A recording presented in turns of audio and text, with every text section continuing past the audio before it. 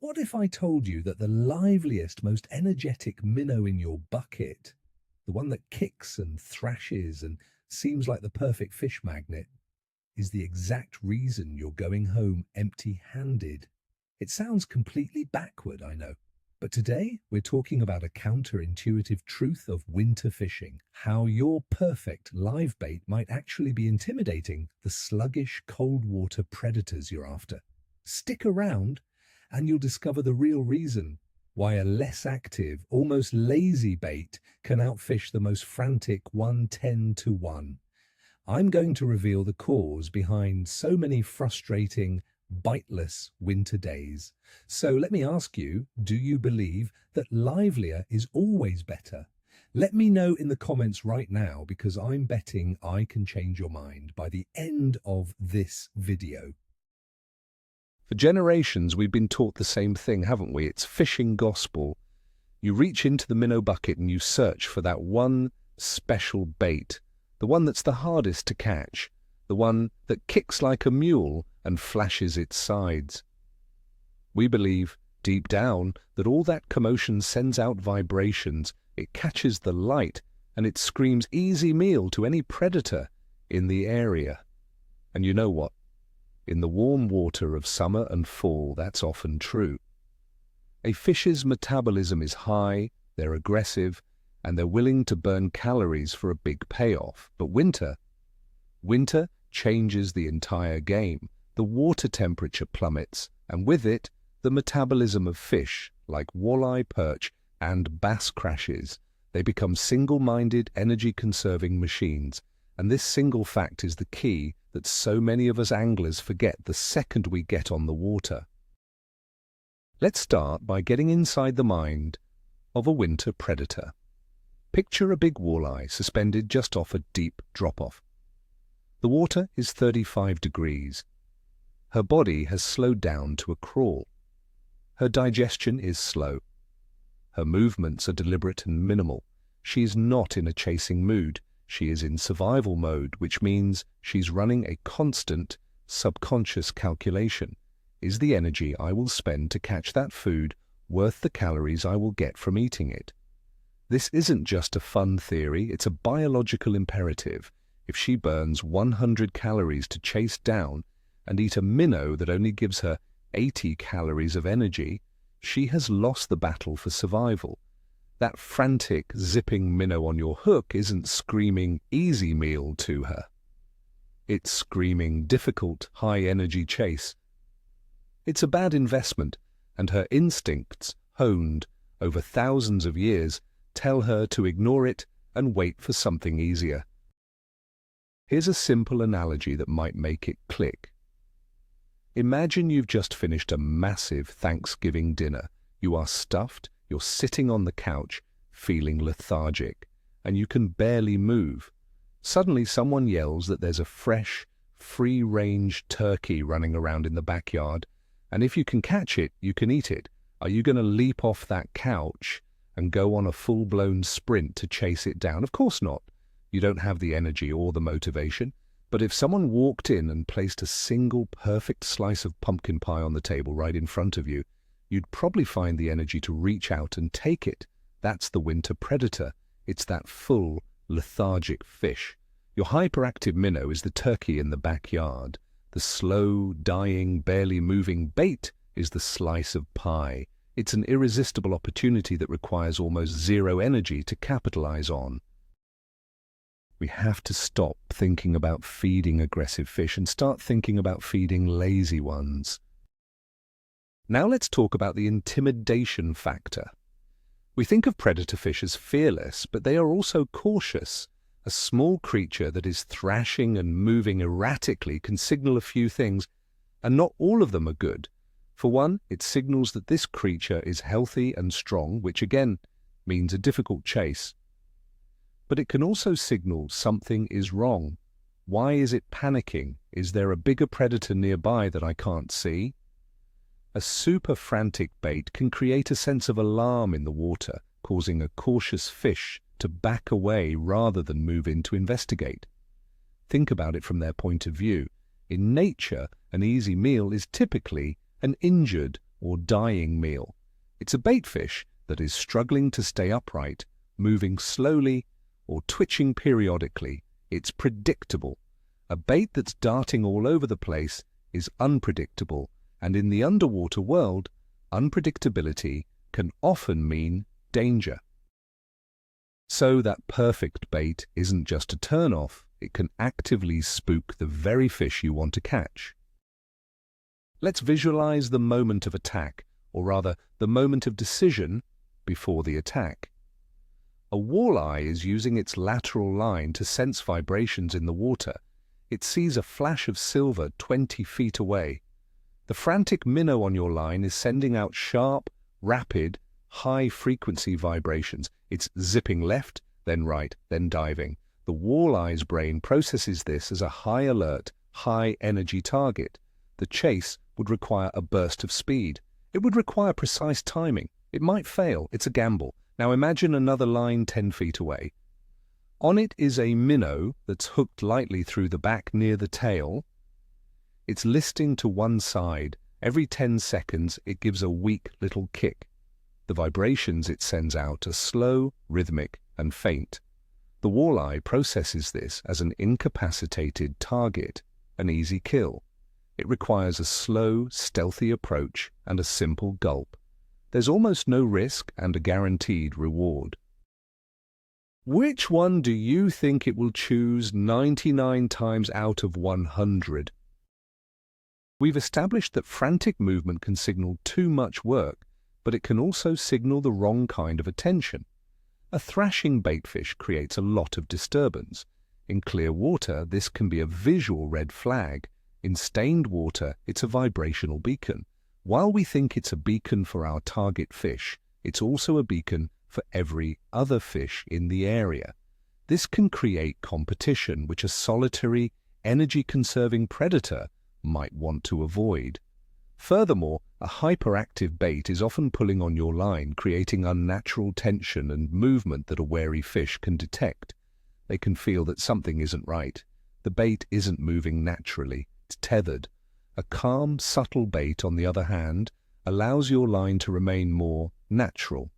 It presents the offering with a sense of security and realism. The goal is to make the fish forget you're even there. A wild, crazy bait is a constant, noisy reminder that something is not right with this picture. To really understand this, we need to talk about biology. It's not just that the fish are lazy, their bodies physically cannot operate at peak performance. Fish are cold-blooded, which means their body temperature is regulated by the surrounding water. As the water cools, their internal temperature drops. This slows every single one of their bodily functions. Their heart rate slows. Their digestion slows to a crawl, meaning a meal can take days to process. And most importantly, their muscle response time decreases. They can't make those lightning-fast bursts of speed they're known for in the summer. They are physically incapable of it without expending a massive, potentially dangerous amount of energy. So when we present them with a bait that would require that summer-level burst of speed, we are fundamentally misunderstanding the physical state of the animal we are trying to catch. We are asking them to do something they are programmed by nature not to do. This all starts at the bait shop or in your own bait bucket. It's time to change how you select your bait. Instead of looking for the sprinters, start looking for the walkers. Don't just discard the minnows that seem a little sluggish or are hanging near the top. These can be your secret weapons. A bait that is naturally less active is perfect. You don't have to do anything to it. It already has the right profile. When you get to your spot, watch your bait in the water before you send it all the way down. Does it immediately try to swim for the horizon, or does it sort of hover and slowly acclimate, giving an occasional kick? You want the second one. You want the one that looks calm, natural, and, frankly, a little bit doomed. This subtle shift in bait selection from picking the strongest to picking the weakest can make all the difference before you even make your first cast of the day. It's about choosing the right tool for the job. So how do we achieve this perfect stunned or injured presentation? It's a combination of bait selection and technique. If all you have are super lively minnows, there are ways to calm them down. Some old-timers will gently squeeze the minnow's head for a second to stun it slightly before hooking it. A more common method is to change your hooking location. Instead of hooking it through the lips or below the dorsal fin, which encourages forward swimming, try tail hooking. A small hook placed lightly through the skin just in front of the tail fin incapacitates the bait's main propulsion system. It can still kick and send out vibrations, but it can't go anywhere. It will struggle in one place, looking like a fish that has been attacked and is on its last legs. This presentation is absolutely deadly for winter walleye and jumbo perch who are looking for that no-effort meal. It's the definition of a helpless target. I remember a day ice fishing years ago. I was set up with a tip-up and I had the liveliest shiner I could find on it. It was practically vibrating the whole rig. I was so proud of that bait.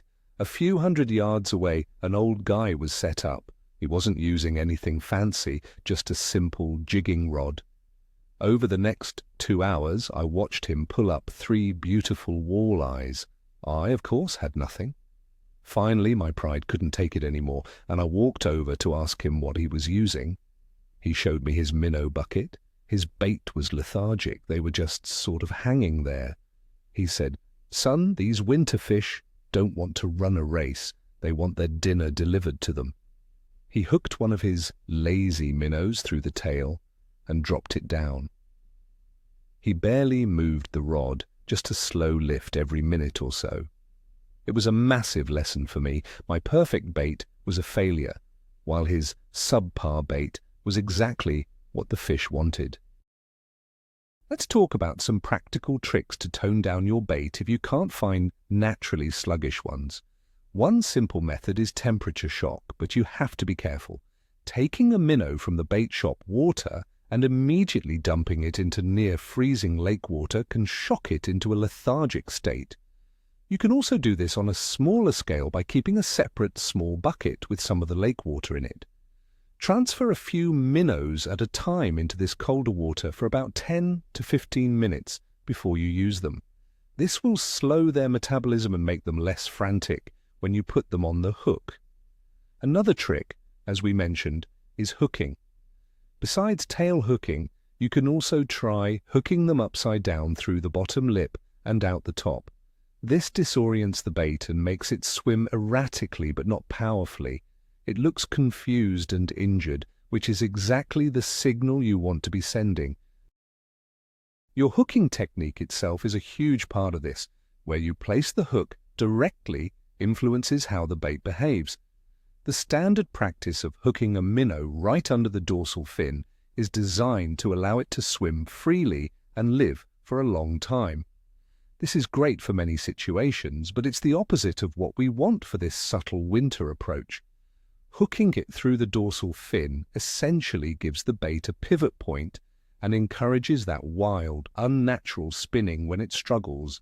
By moving the hook further back towards the tail, you take away its power.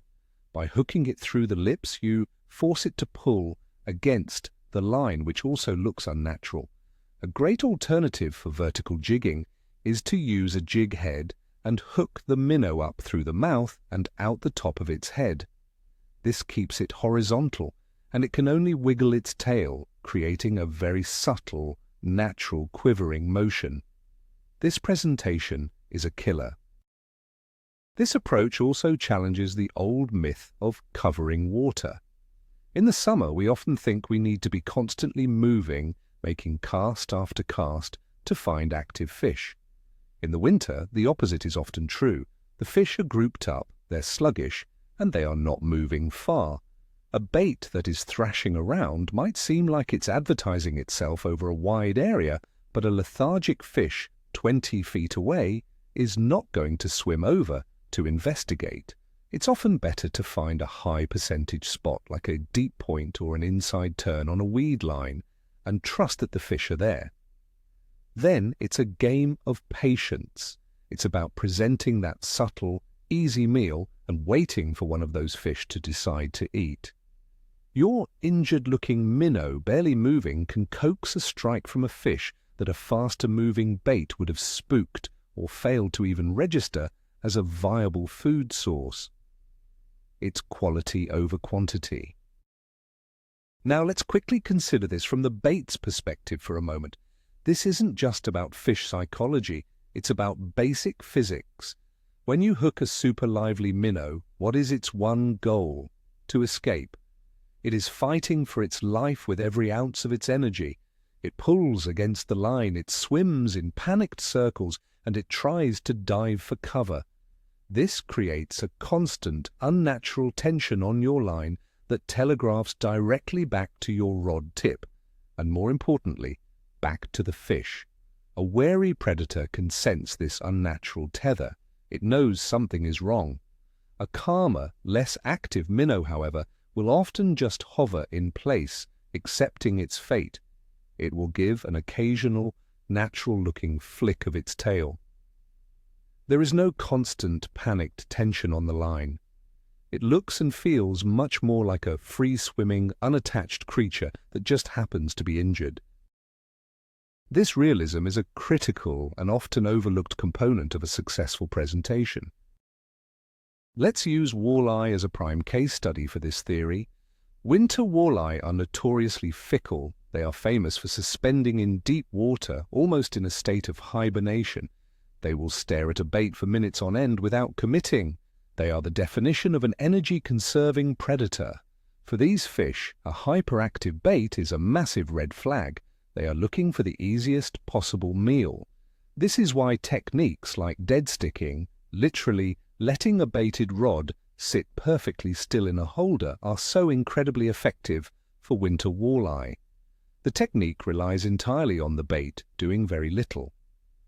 A minnow hooked through the tail, giving just a slight weak flutter every now and then, is often all it takes to convince that suspended walleye to slowly drift over and inhale the bait.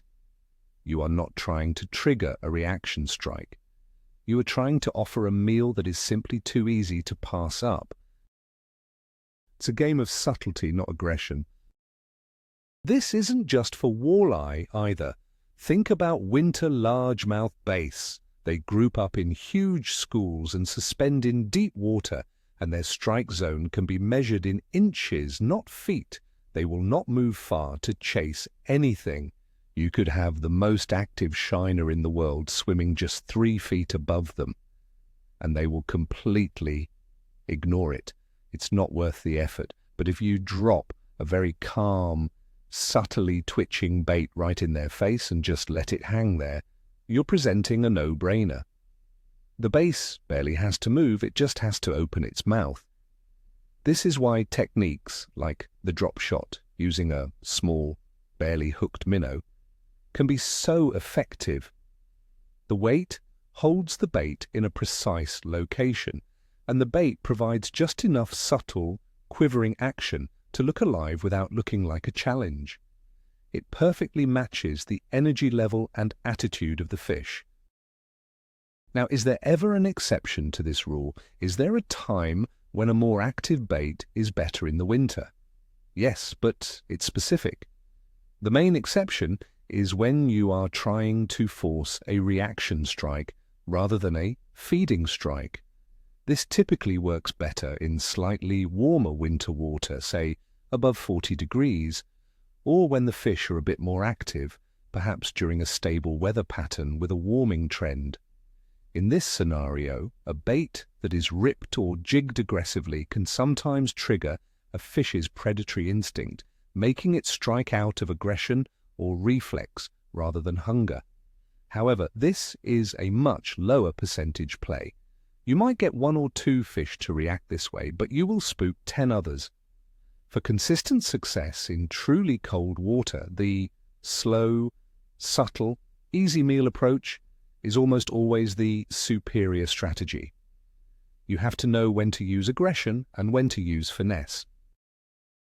Your gear choices should also reflect this subtle approach. If you're presenting a small, calm bait, you don't want to use a heavy line and a thick, clunky hook. The goal is to maximize realism. This means scaling down. Use a lighter fluorocarbon leader, which is nearly invisible underwater. Use a smaller, lighter wire hook that impedes the bait's action as little as possible. This also improves your sensitivity. A bite from a lethargic winterfish is often not a hard thump. It can be a slight tick, a mushy feeling, or just the sensation of added weight on your line. Lighter line and a sensitive rod will allow you to detect these incredibly subtle takes that you would completely miss with heavier gear. Your entire system, from the bait to the rod in your hand, should be tuned for finesse, not for power. It's a complete system that works together. You also need to read the conditions for the day. Water clarity plays a big role. In very clear water, fish are relying much more on sight. A frantic, unnaturally moving bait is very easy for them to spot as a fake. They can see your line, your hook, and the panicked movements of the bait. In this case, a subtle, calm presentation is absolutely critical. In murkier or stained water, fish rely more on their lateral line to detect vibration. Here, a little bit of movement can be helpful to get their attention, but you still don't want a frantic bait. You want a rhythmic, slow thump, thump, thump of a tail kick, not the chaotic, high-frequency buzz of a panicked bait. You need to adjust your bait's activity level based on how the fish are hunting. Clear water means ultra-subtle. Stained water means a bit more noticeable, but still slow and deliberate. Perhaps the biggest challenge here isn't the technique. It's the psychological shift for you, the angler. We are conditioned to do something. We feel like if we aren't casting, retrieving, or jigging, we aren't really fishing. The do-nothing approach of dead-sticking or holding a bait perfectly still feels lazy and unproductive.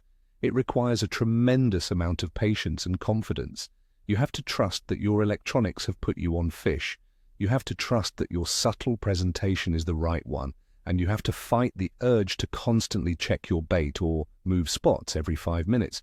Learning to be still and quiet and letting the bait do the minimal work required is a skill in itself. It's a mental game, but once you see it work and you start catching fish when nobody else is, that confidence will change the way you fish in the winter forever. So, the ultimate proof is in a final field test. The next time you're out, I challenge you to try this experiment. If you can use 2 rods, set one up your old way. Use your liveliest minnow on a tip-up or a dead stick rod. Let it go wild. On your second rod, the one in your hand, rig up a less active minnow. Hook it through the tail or on a small jig head. Drop it down to the same depth and commit to a subtle approach.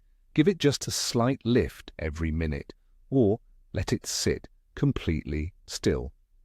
I am willing to bet that over the course of a few hours, the rod with the calm, injured-looking bait will get significantly more attention. It might not be as visually exciting, but the results speak for themselves. This simple side-by-side comparison will make you a believer. It will show you in real time the difference between offering a chase and offering a meal. So, let's wrap this up. The big takeaway, the core idea, is this. That hyperactive minnow you always thought was your ace in the hole might be your biggest enemy in cold water. We've been programmed for years to believe that more action equals more bites. But winter predators are playing an entirely different game. Their rule book is written by the laws of energy conservation. They are not looking for a chase, they're looking for an easy, calorie-efficient meal they can just inhale. The real aha moment here is realizing that our job as anglers is to match the energy level of our bait to the energy level of the fish. It's not about being a lazy fisherman, it's about being a smart and strategic one. This simple change in perspective, from choosing the liveliest minnow to choosing the calmest one, can truly be the difference between a skunked day and a fantastic one. It forces you to stop and think, like the predator you're trying to outsmart. Thank you so much for watching. If this video challenged your way of thinking, do me a favor and hit that like button. And be sure to subscribe for more tips that go against the grain. And now, I really want to hear from you. What's the one old-school fishing rule you've broken that led to more success on the water? Share your story in the comments below. Let's all learn from each other. We'll see you on the next one.